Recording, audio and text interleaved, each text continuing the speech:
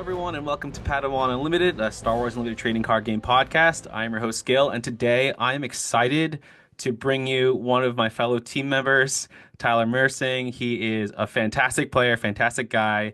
How you doing, buddy? I'm doing great. Yeah, thanks for coming on. I know we talked about it. I know I've asked you a couple times in the past, and I'm finally like executing on that plan. For those of you who are listening and don't know who Tyler is, I was going to give a brief review of kind of the things that I'm aware of. I mean, he might have accomplished more in his gaming career, but in terms of Star Wars Unlimited, recent accomplishments, for example, he was at SCG Con and it was at Atlanta, right? Like Yep. a couple weeks ago. And on the Friday constructed event, he placed top eight. And then on the Sunday, you placed top four with Django Tarkentown deck. And then and before that, I know you've been winning stuff like left and right, so I'm not even gonna talk about local stuff. And then at our recent PQ in Maryland at Games and Stuff, you went undefeated 7-0 in Swiss, and that room was not an easy room to do that in. I mean, there was Lego Pizza was there, Tata was there, a bunch of other dudes that have done really well in previous PQs. So, am I missing anything? Nope.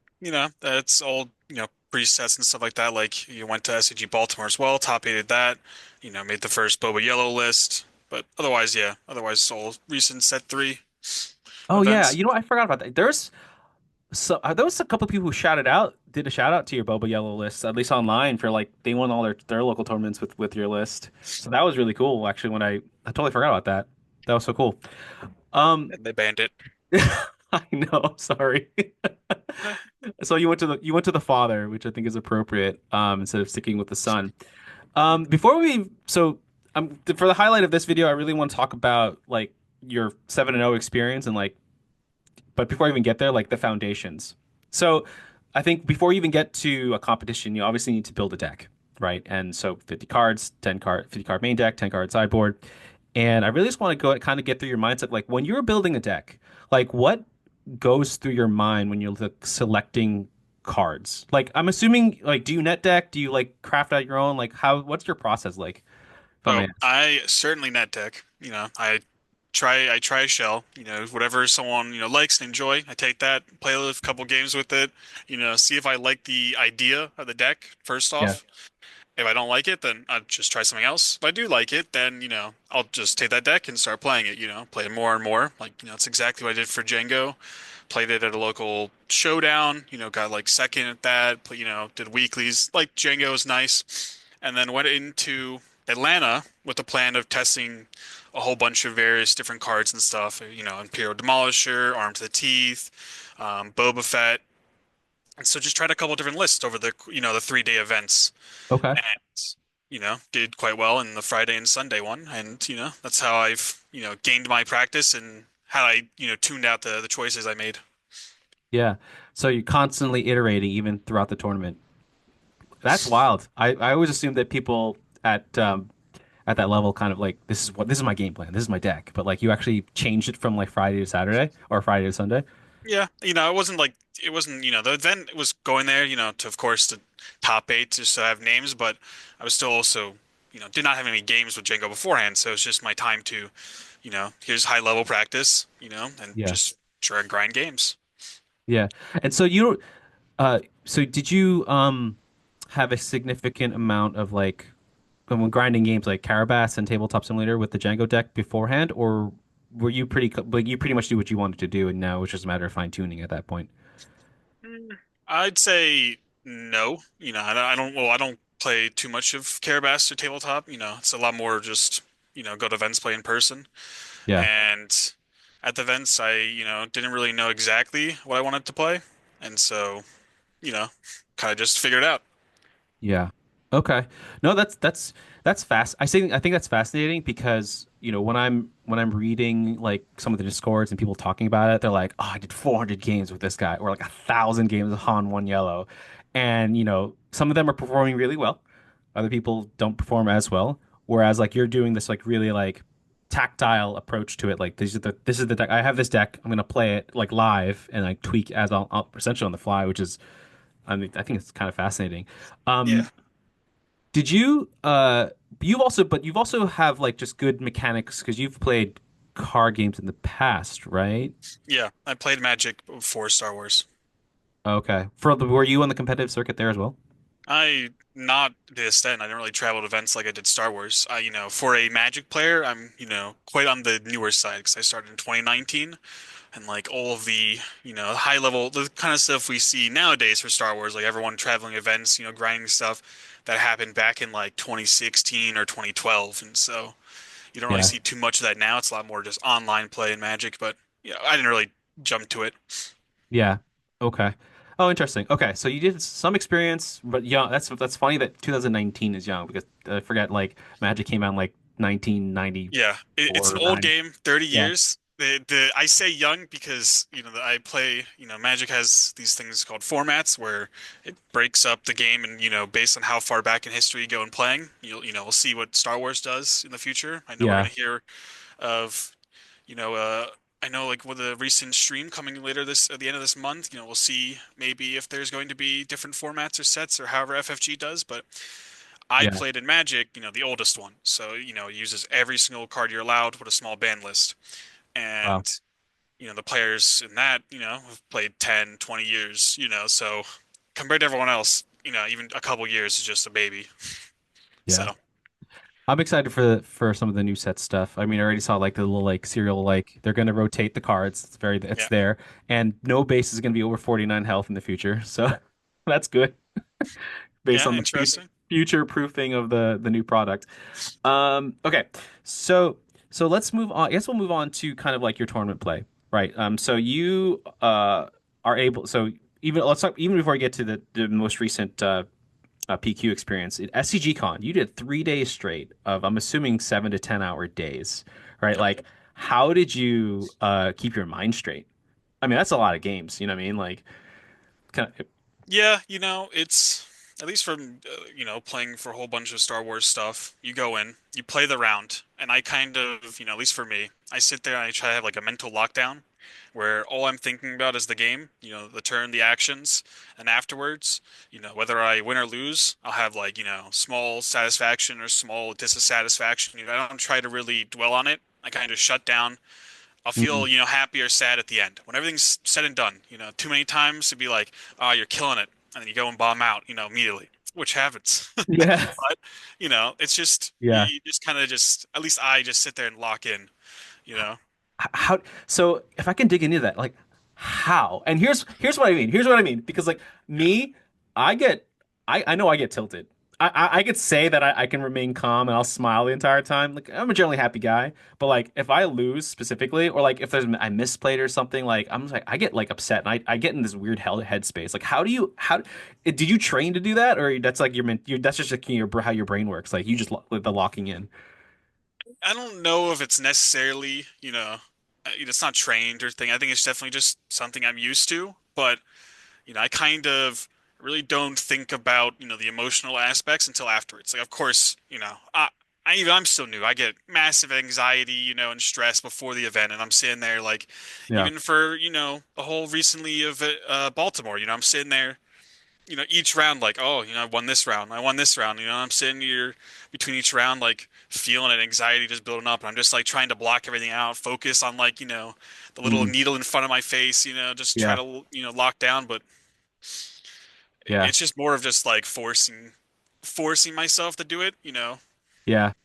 So, so you don't like drink caffeine or anything to help calm you down. It's just like a mental state that you like a flow state you just stay in. Yeah, Okay.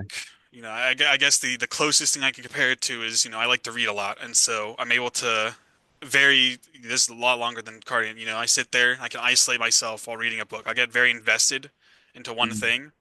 So I guess, my mind does a similar state, in Star Wars, where I sit there and I just get fully invested. I block around, everything around me, everything. My ears are cut off. I'm just focused on the match. Yeah. Summary of the story is everyone, if you want to get good at card gaming, read because Def because it helps you lock in. No, but no, I see what you're saying though. That is I like that mentality. I wish I could do that more. It's something I think I just need to practice. I'm too emotional of a dude. But you also play like really fast too. Like you're making decisions very quickly. How like is that trained too, or like Yeah, because I would say that's more of a train thing. I play fast, coming from other card games and from Magic, it's kind of a fast thing. But I'd like to say, I kind of do things on like autopilot where like I'll go and I have a set series of actions or things I'm trying to expect out of the game. Like with Django, I know what the cards in my hands do, and so when I draw them, I know what kind of roles I have for them, and okay, so I'm playing for those roles in the game. So it's like, ISP agent, classic, it's whether, all right, if they start the turn one, I have to sit and decide what I want to do ISP agent first to try to kill the unit, target down it, you know, my, and, you go and you play, 20 games of doing that where you have ISP in your opening hand, all right, play this, kill this, and see what happens. And yeah, I found, like it's an idea where I haven't really liked that. I kind of think I want to save the ISP, play a different aggressive card because if you just play ISP on its own without a Greedo, you sit there and you're not doing any damage at all, and so you kind of feel bad. You're behind. Target time didn't do anything. You waste everything. But I save it. I play a two drop like Kylo's Tie, a Crafty Smuggler, and get swinging first, and then on the 3 and 4 resource turns, you put in the ISB, and now you just apply pressure while also stopping them.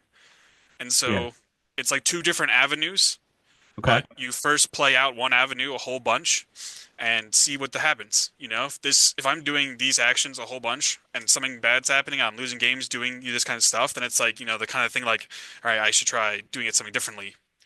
And so yeah, I get into every game and it's like, everything's gonna be new, but I know what the general guidelines of my deck are gonna be. Same idea of like with Han, you're trying to do the tech DJ, you yeah, like, all right, do I force tech DJ against this thing every time? Is this what I'm trying to do? Then you try to you autopilot that play and see what happens. But it's okay, just a lot of like, try to think of like, navigation in a car. I'm trying to sit there and get to find the best route. yeah, And if I keep going on that route and there's like issues and pitfalls and stuff that I'm falling into, then I'm all right, let's try a different route. yeah. And that's just like the idea of like finding lines with a deck, you know, Mhm. once you have an understanding of what you're playing, it'll, at least for me, it comes more quickly of like I'm just kind of doing lines. I know exactly how I want to do my game plan. I'm going right off the checklist of things that I want my hand to do. Yeah, I think that's a good point. For sure. Like with the lines and having a almost like a playbook on specific things. I think for me, I'm sure other players do this. Like I get in bad habits very quickly, and if I don't know or learn the right habit first, then I know that I'm going to keep making those. I'm going to keep forcing things that don't necessarily need to be forced within the game. Whereas like you're kind of adapting and that feeling the vibes, I'll say at the Yeah. moment, and then if it doesn't work, you know what to do next time. Um, Yeah. so do you actually also in preparation, right? Do you also like study the cards within the sets, or like do you just like whenever it pops up, that's when you learn it within the game? I yeah, like I know all the cards in the current meta game, like Okay. I don't know if it's a crazy thing, but like I kind of know like what every deck has access to and is playing, you know. And so I understand, things like that. You do like the quick research, like I could tell you probably every, card and utility piece that Han, double yellow has, or Yeah.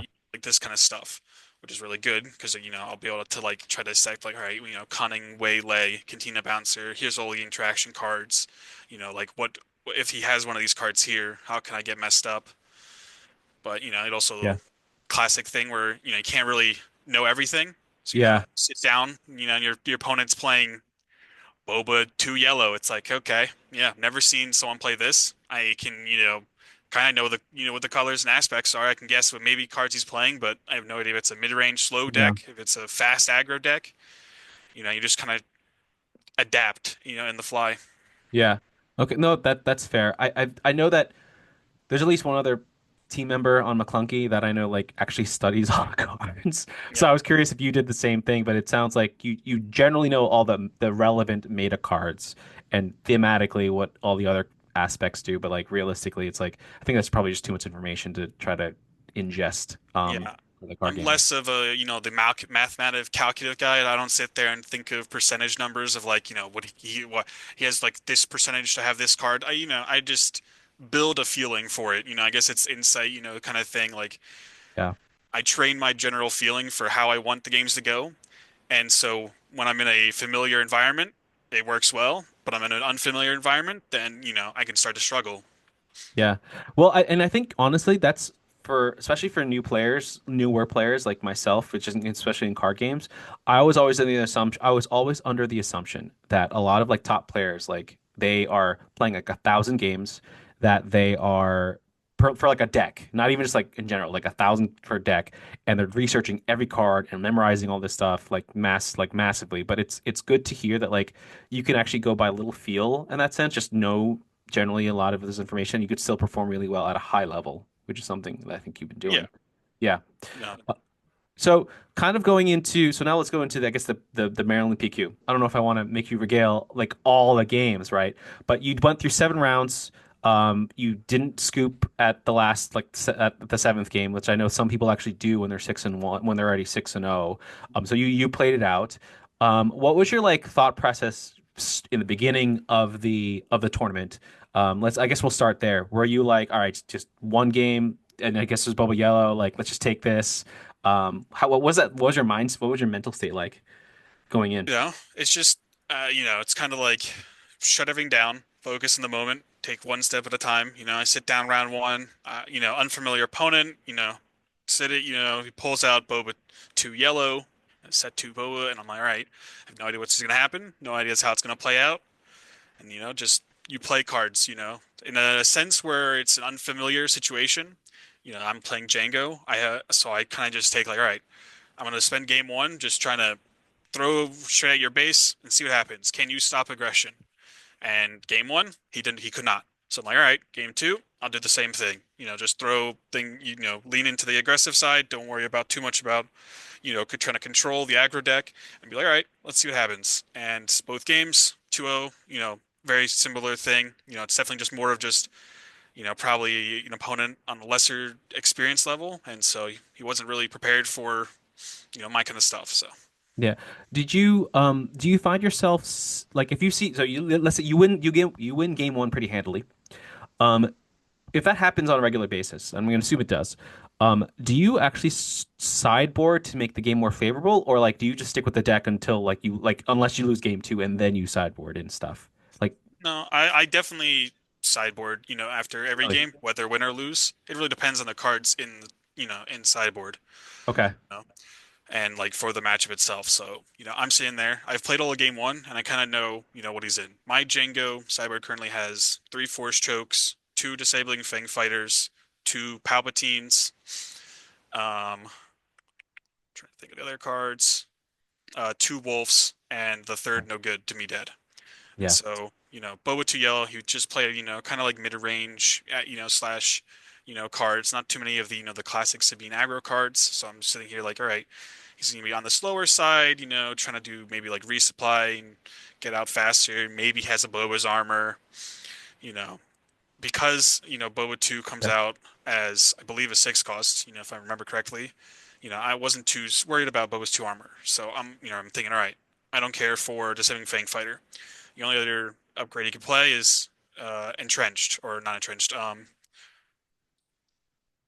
It's the 5 cost green card. It's like treasonous. I can't remember. Thing. It just takes control of a 3 cost unit. You like gain control of it. Oh, like traitorous? Yeah, traitor. There you go. Okay. Names are gonna elude me, but so yeah, like that's the other thing I could expect him to play for that. If Yeah. he plays it in game two, then I can see boarding in, disabling Fang Fighters to defeat it. But I'm not gonna, board him in the blind, thinking that he could play it. You know, Yeah. he's playing a lot of ground units, so I'm like, all right, Force Chokes, they seem like a given. He plays any kind of 3/5, ground units. It's, easy to deal with. I could bring in Force Chokes. Um, and then I'm, thinking, Wolves are for control. We don't care. Palps are for control. We don't care. Um, just trying to Right. go like no good. You want to bring it in for leaders that have, effective and also for like bigger costier units, if you want Right. to shut that down. Yeah. Typically, I bring it in like for the faster decks and stuff like that for more tempo plays. So I don't really care to that. So I'm just sitting essentially all I care about is force chokes. You know, Yeah. trying to like remember exactly how the games play out, but that's just like there. And so I'm just all right. What things in my main deck do I not care about? I can take out force chokes. Like is there anything in that matchup that I don't like? Hmm. The first given I kind of do is lurking tie phantom. If the opponent shows that they're playing, Bright Hopes, which I think he was, or like, heavy, if they play heavy answers to Lurking Tie, I'd rather I board them out, let my opponent board in more stuff that hates on that, and I'll just, Go the they other way. they'll sit there and have to play around the thing that's in their head. It's a Yeah. classic thing for like I'll do it against like Anakin decks and stuff like that when they bring in a whole bunch of perilous positions or a whole bunch of more like Space Sentinels, and then I just like have ground units instead. It's like, all right, completely just dodge your play. But Yeah. That's funny. I don't even think I don't think I've ever thought about like, oh, okay, they think this is happening, so let me just go the other way with my sideboard and like just mess with them. yeah, yeah. That's like 4D chess right there. See that's high level play. That's higher level play than what I'm doing now. So appreciate that insight. So for I guess like for all the other games like 2 through 6 or whatever, I'm going to assume they got progressively harder because of everyone's getting better. Um, but when you were playing, if it if they were unfamiliar decks, for example, is your was your mentality is like, okay, my deck is meant to be aggressive, so I'm just going to be aggressive game one and just see what happens, and Yeah. then adjust game two, three, or whatever. If it's an unfamiliar, deck and setup, and I have no idea what they could possibly be on, like a Bobo to yellow. If Yeah. it's like a fringe, like kind of like, played in a meta deck, then I won't like do too much like that. Like, a good example is, like round 7, I played against Kira ECL, which, Oh yeah. for any player that's played, only recently, quite recently, like set 3, you'll be like, ah, what's Kira ECL? I've never seen it before because it was like, set 1 and set 2 was the green, blue, black, ECL decks where it's like the soft control, piles. So, Yeah. I have the experience of that. I know, the kind of flows that they're trying to do. They want to do, Super Laser Technician, ramp, and then start hitting things like, Avenger and Vader and stuff like that. So typically an early aggressive line will play well. I try to think of, all right, what cards in their deck, are going to possibly, if they could be playing it, could be a problem. The first thing you think about in Django is like, all right, Sentinels, because I'm an aggro deck. What Sentinels can they play? Hmm. So, those colors, they could play Black Sun Starfighter, the 3 cost, villainy ship, Sentinel, the 3/2. It's like, okay, Daring Raid. If I, I keep that in my head and, save Daring Raids for that effect, because if they go and spend 3 resources on that, I just Daring Raid it. It's like, all right, cool, waste of time. Or, ground units, they could be on a Childson build. Typically, if it's on ECL, they won't be on Childson. You're right. If it's on a 30 health, they'll be Childson. So these are the kind of things I'm thinking about Huh. in the game and as the game progresses. Just what my opponents could have and how can I play around it. Right. You have to kind of have some foresight within the cards or within the game, especially or action by action, turn by turn. So, was there a specific time within the tournament, so at the tournament at Maryland, where you were like, um, how do I want to phrase this? Like where it was like this is a turning point, like, oh, I think I got this. Or were you ever like you were just like, no, no, no, you always assumed that you were going to lose or something like that? Like, was there ever a turn where you got like really confident? I know you. Like in a specific match or in, like the whole theme of the event. Like, The oh whole yeah, I'm gonna Yeah, the whole theme of the event. Because was there I know you yeah. know your general state is like I need to just focus in on like one game at a time kind of deal, but like was there a point where you're like I think I got this, but then like did you temper it, right? So that we didn't get overconfident, anything Yeah, like that? round 1, game 1. I win and beat the first guy. The first game, I'll be like, ah, easy. I'm gonna win this event, 100%. I always will think that. Of course, it'll get bigger and it'll get better. I'm sitting, round 4 and 5. You're at 5-0, and it's like, all right. Now I just have to win one of the next 2 games. And it's like, all right, I only need to be X and 1 to lock in top 8. It's like, all Yeah. right, now I'm 6-0. All right, I'm locked, easy. And I'm chilling. Waiting for top 8. That kind of stuff. But, a lot of cases because like, I kind of have a lot more of a tempered, Yeah.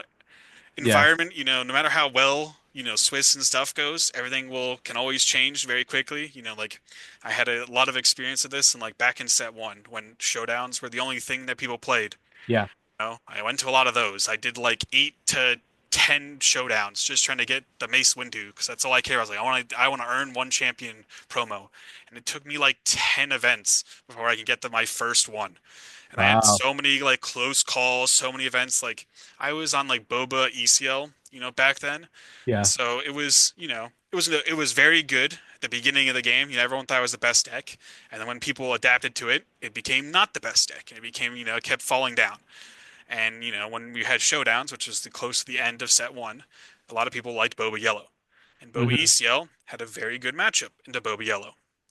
We go to a showdown, with another fellow team member, Sean. He was on Boba Yellow, and there was like 4 other people also playing Boba Yellow. In like I think the 5 or 6 rounds of Swiss, I played 4 Boba Yellows and swept them all, as Yeah. you would. And then you Yeah. get there and you get into top eight, and I match up against Sean, who I, swept earlier in Swiss, and then he sweeps me 2-0. And Ooh. it's like, you sit there and it's like, all right, happens. Yeah. Of course, the first time you're frustrated, it's like, man, this should have been mine. All of top eight, it's like there's 4 Boba Yellows. I'm playing a deck that's great against them. It should be it. And then it's not. And you have to sit there and you feel sad and you keep pushing on. Keep Yeah. keep pushing forward, keep grasping at it. Eventually I get it, the euphoria, eventually winning a showdown. Yeah. That's awesome. I'm still chasing that dragon. I've gotten finalist a couple times. I've gotten top four, but I'm still chasing that championship. So I can definitely empathize with how you're feeling at that point. I didn't realize you went through so many store showdowns back in set one. That's a lot, 10 Yeah. or whatever. So I think I did maybe half of that. But maybe in the future, I'll set that out. Okay. So I know it's late in the evening. It's Monday, so I don't want to take too much more of your time. I do have maybe one or two more questions, and really, it's just like if so. Padawan Unlimited is all about learning about the game. It's really tailored towards new players and stuff, and just growing that community. What would you tell, what kind of advice, if you had any, would you give a relatively new player, that could help them like up their game? Or enjoy the game more? Is there any kind of like advice, sage wisdom that you would want to Well, share with them? those are two different, avenues, enjoying the game and, doing better. That's fair. So If you let's want to go with enjoy the game, let's go with let's do both real quickly, I guess. So well, enjoying the game one, and then we'll go on to like being better. enjoying the game is just, don't put pressure on yourself like the stuff I do where you're like, I gotta win a PQ, don't do that.